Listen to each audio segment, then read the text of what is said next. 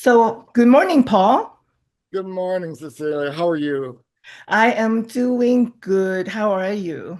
Hanging in there. It's a rough time. Yeah. Are you in DC now already? No, I'm actually not in DC right now. It's too hard to be there. Uh-huh. It is just too hard. The city is not the city that I know. Well, the country is not the country that we know of, like for Oh no, sure. absolutely. I was talking to someone else about this, but the reality and the truth is that it's been heartbreaking. It's been absolutely heartbreaking. And for me, I didn't say it last time, but maybe I should be clear. I'm kind of done. I'm kind of just done. It's too much. Yeah, and I totally understand that feeling. Having been like in the movement for so long, and we saw a lot of gains. And I think that that's really the important part is some of these gains are still there, although it Oh, feels so, absolutely. And they will come back, you know, yeah. and they will come back because we are on the right side of history. They can never take that away from us. And so I know that the gains will come back, but it's just the process right now is so hellacious. I hear the same kind of reactions from many people. It's just the roller coasters, and also, like it's really a time for, like the new generations of leaders to take Yeah. over. Well, and I think particularly, when you're as old as I am, it was very, very clear to me as we got further into this administration that I don't have it in me and that I have got to turn this over because, it's too much. Yeah. So, but if we say we look back, like, can you tell me at least one thing you're most proud of in the last? Oh, there are so many things that I am proud of. And I think that's what makes this so heartbreaking is that there are so many things that and not Paul Kawata, but we as a movement were able to build from nothing. We were both back there in the day when there was nothing, when there was absolute nothing, and we were the shit of the earth and we built these organizations and these systems and these funding streams, and we buried the people we loved. So there was so many things that we've accomplished. We passed important pieces of legislation. We were part of a movement that created real changes, and then they all got taken away. Yeah, well, like I still remember when we were trying to advocate for more data inclusions for APIs way back Oh, then. please. And for the transgender community, it was some of the proudest work that I've ever done. And I particularly want to shout out to Suki Ports. I definitely do not want to take away anything from everything that we did. And that's what makes it so heartbreaking. I don't know. Have you talked to Suki recently? No, but I channel her a lot of times now, like, can you see my haircut? Yeah, well, I was going to say you're having a very Suki moment with the hair. She's not doing well, Oh, okay. and so if you call her, that'd be great. Yeah, I'll do that. And look, so let's get back to Paul Kawada though. I think that, like from the Paul that I remember, like that fashionista, in every single conference. Um, Did Mark tell you what I did with my jackets? no. So, I had all of these designer jackets, Yes. and I love them. But there is a moment in your life when you realize I'm never going to use or wear these jackets again. And so I sold all of them Where on did you sell I sold online? them on the Real Real. Do you know the Real Real? It's a website. It's called The Real Real, and I donated all the money. I unfortunately had a very dear friend commit suicide, and so I sent the money to the National Suicide Hotline because life is still very tough. Life is Yeah. still very, very, very tough, and I wanted to do something to honor him. Yeah, and yeah, it's hard not to like think about this political moment either. Like when you think of Oh, like all these like really important services, like the suicide hotline. it's insane. It is, and it is insane every day. Part of why I'm leaving is I am just, it makes me insane.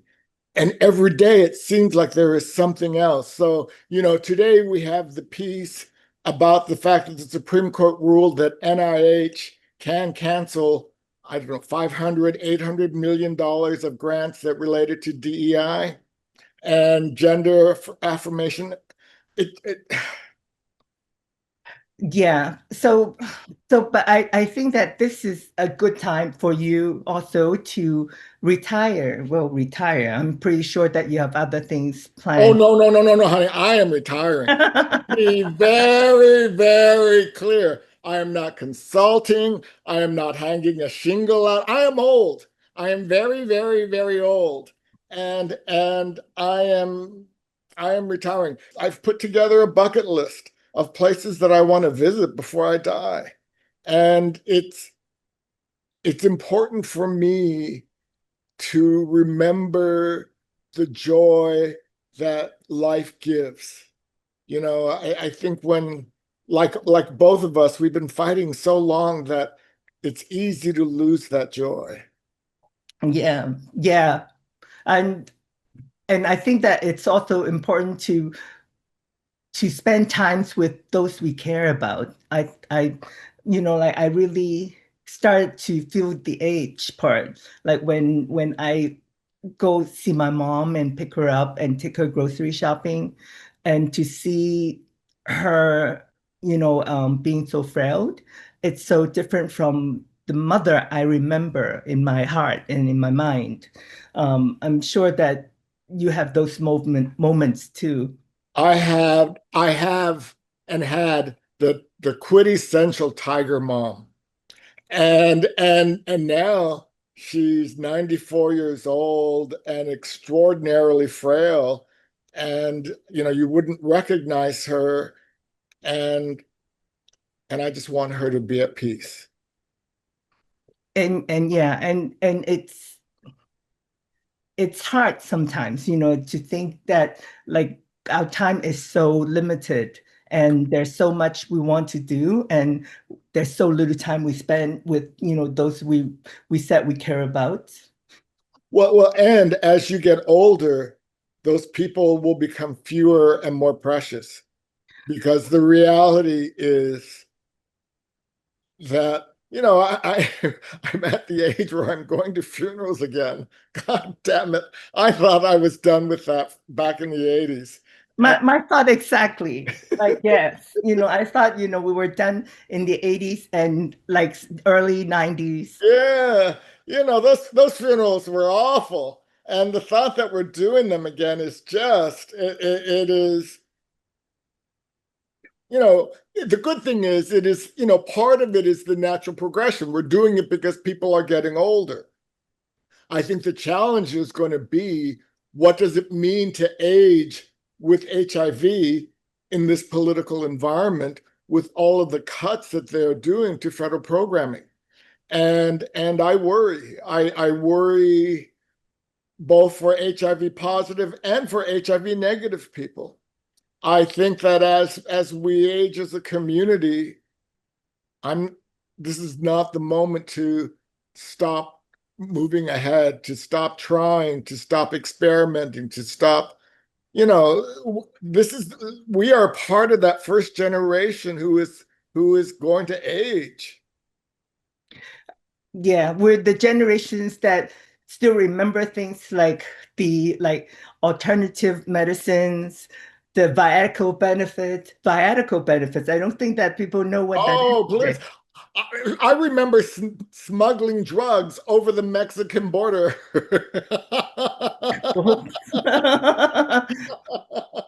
Yeah, no, Marty Delaney had us all try to be mules for him. We were desperate. We were absolutely desperate, and I would have done anything. Yeah, and And, and we have, and we yeah. also tried everything.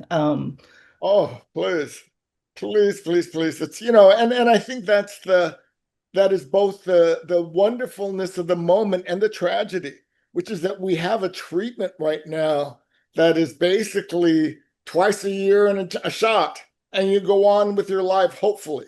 We'll see when it gets rolled out, but at the same time, it's happening just as we're starting to cut back on all the programs. And I worry about communities, particularly communities of color, and whether or not, and the transgender community, and whether we're going to see the benefit of this exciting science. But what would be something that you would tell them though? Like you can't just keep telling them that you worry about them. Like, Well, so this is the thing, and this is why I'm leaving, because what I want to do, and you know, we live in a time when retribution is a very real issue. And I don't care about retribution to me, but I worry about retribution to NMAC.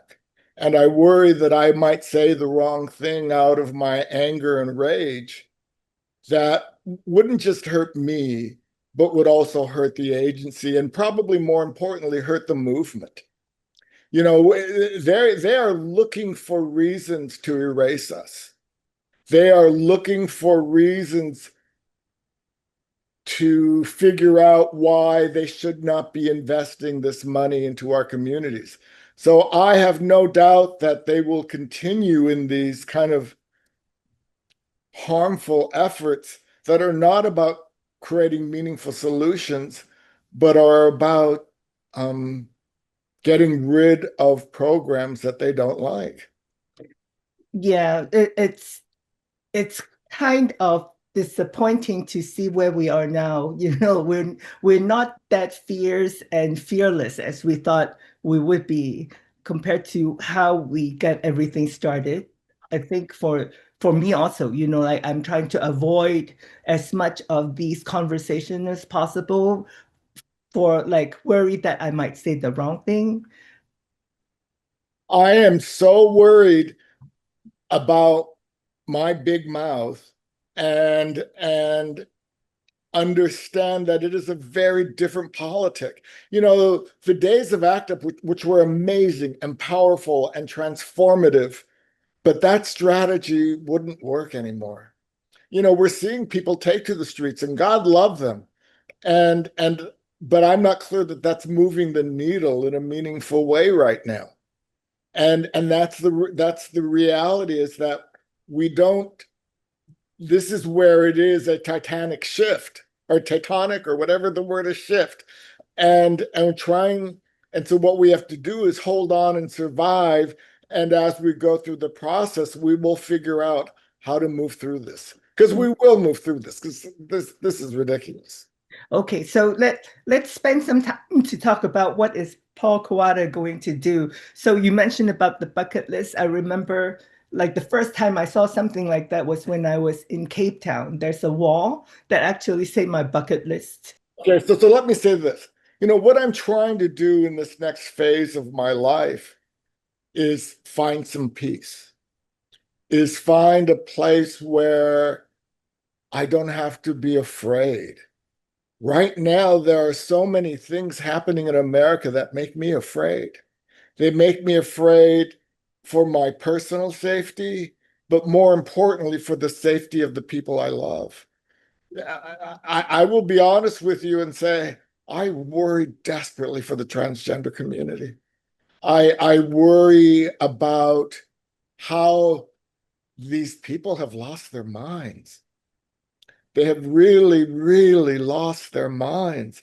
And there are going to be, and there is going to be, and there is so much pain and so much and to all the young trans kids who are coming up right now, it is, that's why you are so important. And that's why it is so important to speak up and to be out there and to let your elders retire and let them go and sit on a beach and figure out what life is supposed to be.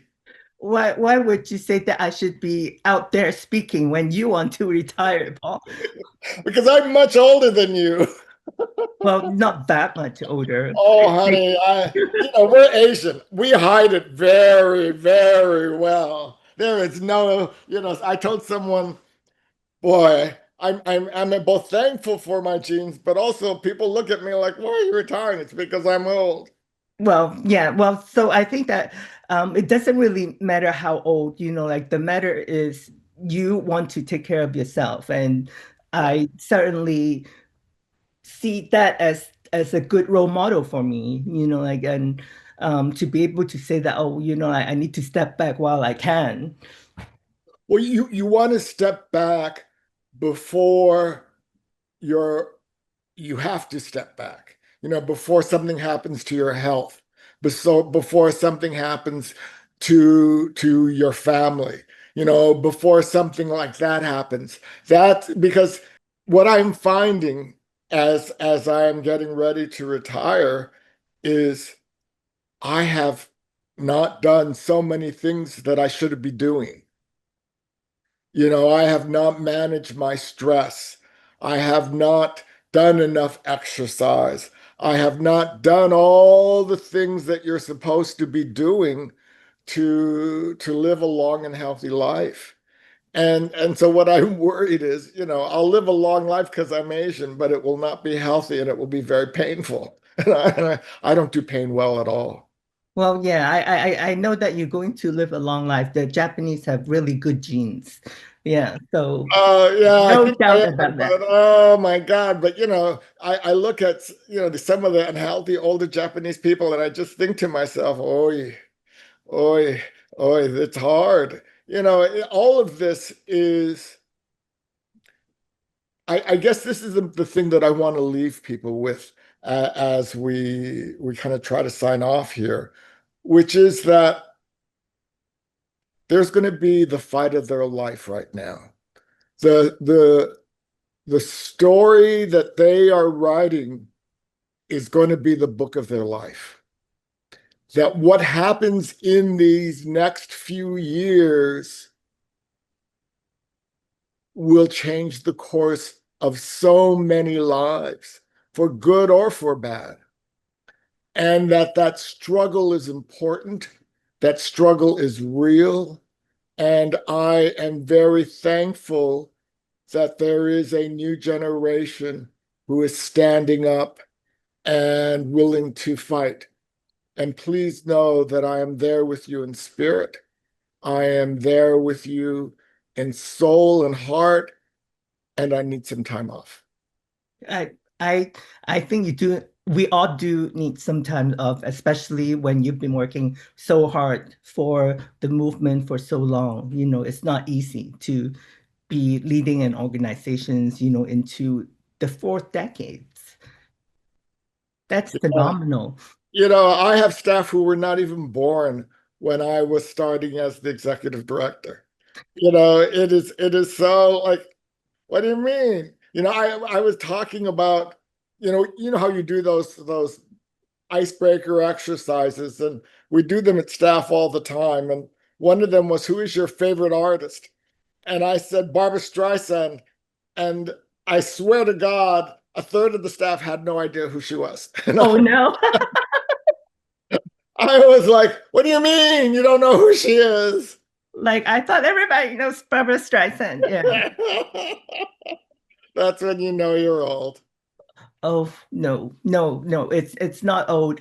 It's seasoned. Like Yeah, yeah, we yeah. are seasoned. Yeah, yeah, yeah. That's Yeah. you know So what they season? They season the tough meat, honey, and that's what we also are. I will let you go after this, but I think that part of survival in this work is you've got to be tough. You've got to really understand that so much of what is happening out there is not about any specific individual, and it's not about me. And what's happening out there is just one of those things that, as political tides shift, we're going to have to manage it. Yeah, I appreciate your time, Paul. I also want to end on a better note than to like talk about the fight, the struggle. And I want to talk about at least one fun thing that Paul Kawata is going to do. Sure.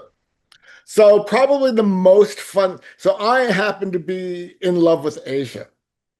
Oh, And, me too. and so I am going to take a break and I am going to go to Southeast Asia for a little bit. And the goal is to sit on a beach somewhere and forget about life. That sounds like a really great plan, and it sounds very enjoyable. Yeah. Thank you. I can already imagine you somewhere near Bangkok, maybe, like Yeah, oh, absolutely. Pattaya. Yeah. Bangkok's on the list. Vietnam's on the list. Singapore's on the list. Yeah, I love all of those countries. Well, I appreciate your time, Paul. This means so much to me that Rick asked me to do this and to Oh, have this conversation. and let me say this to you, and please don't cut this out. I think you're an extraordinary activist. I think you are an extraordinary human being. I applaud your courage and the courage of all transgender folks who in this moment are are being attacked in ways that are unfair and unjust and make me profoundly sad. And so thank you for everything that you're doing. And, and and thank you for everything that you've done. And thank you for your fashion sense. I still remember all your Versace shirts you wear to all the conferences. Yeah. So I think we this is coming to an end, and I'll see you in less than 2 weeks. Oh, yay. I look forward to seeing you. Thank Thank you. you. All right. You take care, Paul. Thanks so much. Hopefully this is good enough for Rick. Good, good, good. Okay. Bye. Bye-bye.